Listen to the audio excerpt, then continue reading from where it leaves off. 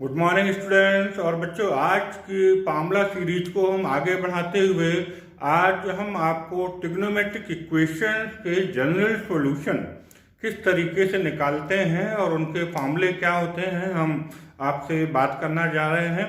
तो देखिए जरा, अगर हम कहें कि sine theta equal to sine alpha आपके पास है, sine theta equal to sine alpha, तो इसका जो जनरल सॉल्यूशन होगा, ये हम यहाँ पे जनरल सॉल्यूशन लिख रहे हैं।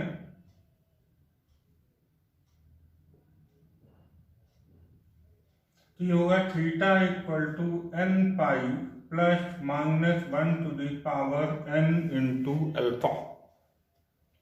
अगर हम कहें कि cos theta equal to cos alpha, उस केस में आपका थीटा जनरल सॉल्यूशन होगा 2n पाई प्लस माइनस अल्फा। अगर हम कहें कि tan theta equal to tan alpha, तो इसमें इसका जनरल सॉल्यूशन आपका निकलता है theta equal to n pi plus alpha. ये तो जब पॉजिटिव हो, sine theta equal to sine alpha, cos theta equal to cos alpha and tan theta equal to tan alpha, तब आपके जनरल सॉल्यूशन हो गए। लेकिन अगर नेगेटिव में है, तो अगर मैं बोलूं कि sine theta equal to minus sine alpha, उस केस में इसका आप जनरल सॉल्यूशन लिखेंगे थीटा इक्वल टू, यही रहेगा, सिर्फ जहां प्लस है उसकी जगह माइनस आ जाएगा। तो ये आपका हो जाएगा n pi minus minus 1 to the power n into alpha. Cos theta equal to minus cos alpha, अगर यहाँ पर माइनस लगा है तो इस केस में आपका थीटा इक्वल टू हो जाएगा 2n पाई, ये ऐसा का ऐसा ही रहेगा 2n पाई प्लस माइनस, और जहाँ अल्फा है इसकी जगह हो जाएगा पाई माइनस अल्फा। ओके, तो ये cos theta equal to minus cos alpha हो गया। अगर हम बात करें tan theta equal to minus tan alpha, तो इस केस में इसका जनरल सॉल्यूशन, यहाँ पर जब tan theta equal to tan alpha था, then theta equal to n pi plus alpha, यहाँ पर प्लस की जगह क्या हो जाना है, माइनस हो जाएगा। तो हम यहाँ कहेंगे theta equal to n pi minus alpha. तो इस तरीके से ये आपके तीनों हमने माइनस वाले जनरल सॉल्यूशन बता दिए। इसके बाद अगर हम बात करें कि स्क्वायर लगा है दोनों तरफ, तो इनका जनरल सॉल्यूशन हम किस तरीके से निकालेंगे। अगर हम यहाँ कहें कि sine square theta equal to sine square alpha, this implied, तो इस केस में theta equal to n pi plus minus alpha. अगर दोनों तरफ स्क्वायर है तो ये बच्चों एक बात यहाँ पे ध्यान रखने की जरूरत है, जनरली हम क्या करते हैं, दोनों तरफ का स्क्वायर रूट ले लेते हैं, लेकिन यहाँ ऐसी गलती मत करिएगा। यहाँ पर चूंकि स्क्वायर के हमें जनरल सॉल्यूशन मालूम है, तो हम स्क्वायर वाला फार्मूला लगाएंगे, sine square theta equal to sine square alpha, then theta equal to n pi plus minus alpha. इसी तरीके से अगर हम कहें कि cos square theta equal to cos square alpha, and general solution of this equation will be theta equal to n pi plus minus alpha. तीनों square के general solution यहाँ पर सेम रहते हैं। ये आप थोड़ी सी टेक्निक मान लें या याद करने का तरीका मान लें, तो सेम रहेंगे, theta equal to n pi plus minus alpha.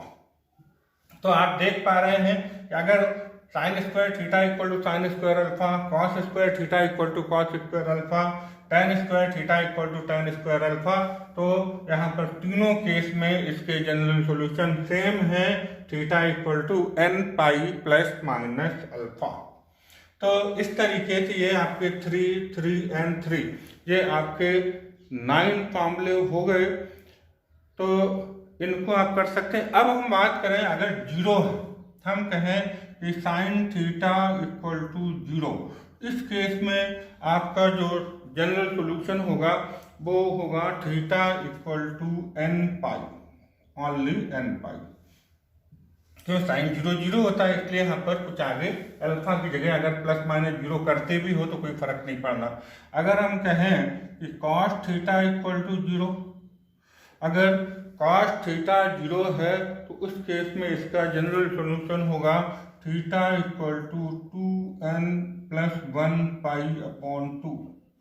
यहाँ पर हम n की वैल्यू बदलते जाए, n इंटीजर्स है, 1 पॉजिटिव इंटीजर्स हम कहें, n बिलोंग टू i बोलेंगे अभी यहाँ पर, तो n की वैल्यू 1 2 3 4 रखते जाए तो हमें, जैसे मान लो हम कहें n इक्वल टू 1 तो n इक्वल टू 0 से शुरू कर लें, 0 तो 0 पर साइन थीटा की वैल्यू 0 होती है। हम कहें n इक्वल टू 1 तो पाई पर साइन थीटा 0 होगा। हम कहें n इक्वल टू 3 तो 3 पाई पर थीटा, मतलब जनरल सॉल्यूशन का मतलब ये होता है कि यहाँ पर n की वैल्यू हम इंटीजर्स रखते जाएंगे तो हमें साइन थीटा 0 मिलता जाएगा, ये मतलब। इसी तरीके से अगर हम यहाँ n की जगह 0 1 2 3 कुछ भी रखते जाएं तो ये आपका पाई बाई 2 में कन्वर्ट होगा, और हमें मालूम होता है कि cos pi by 2 equal to कितना होता है 0।